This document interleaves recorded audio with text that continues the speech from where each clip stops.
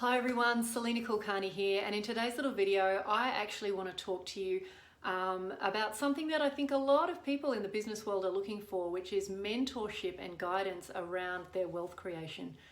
Now look, I completely understand as a business owner that your bandwidth can be very limited.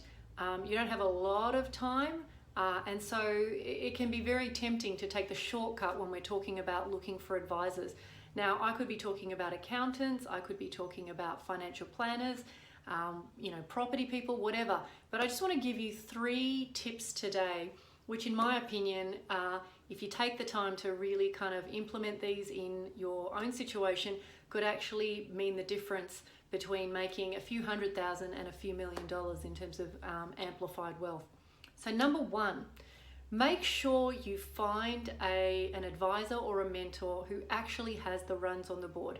So not only have they been able to demonstrate with their own wealth that they know what they're doing, but they can also tell you stories of where they've experienced cuts and bruises. Because one of the most profound and valuable aspects of any mentor is their ability to impart wisdom, not only about what to do, but what not to do. If you're someone who is in the wealth space and you're trying to tell people that you've never made a mistake, that you've never lost money, that you've never had cuts or bruises, well, that in itself, in my opinion, tells a story. If you have not made mistakes along the way, then quite frankly, that tells me that maybe you haven't had enough exposure to the world of wealth and wealth creation.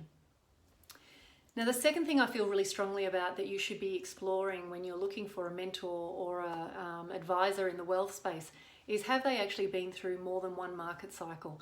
It's really easy if you're working with someone who's maybe been in the industry, I would say 3 years or less, for them to be the self-proclaimed expert and tell you that they know everything about a certain aspect of wealth. And what I would argue is that education or technical education is really only one part of the puzzle.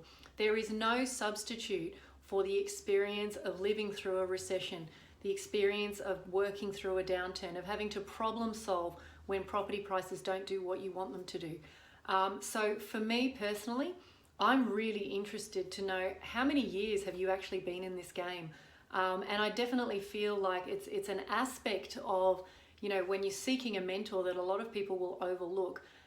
And what I encourage you to do, and it's hard, I totally get it. It's hard when people have, the fancy suits and they speak the language and maybe they use some technical jargon that you don't quite understand. It can be very easy to kind of just go, oh, well, they sound like they know what they're talking about, I'll just roll with it. What I encourage you to do is really kind of dive a little deeper and make sure that the experience that they're, or just, the knowledge that they're describing is backed by actual experience through multiple cycles.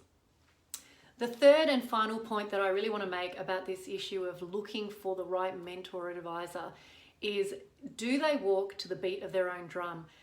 Again, I can't stress this enough. The number of advisors that I've been to over the years where I've scratched my head and asked them, well, tell me about, whether you invest in all the stuff that you're prescribing to me. And they say, well, no, I don't. Or you find out through other channels. And I know that, I have a lot of connections and network in the wealth world, whether it's finance brokers, personal, advisors, financial planners, the whole gambit. And I can tell you now that the percentage of those guys who are actually wildly successful is very, very small. So what you want to be sure of is distinguishing between those mentors and advisors who've made money because they're good at sales and they're good at business versus those that have done it through experience and investing in the stuff that they believe in. So anyway, I hope you found that useful. I look forward to chatting to you next time. As always, please leave comments below and let me know any questions or thoughts you have on this topic. Take care.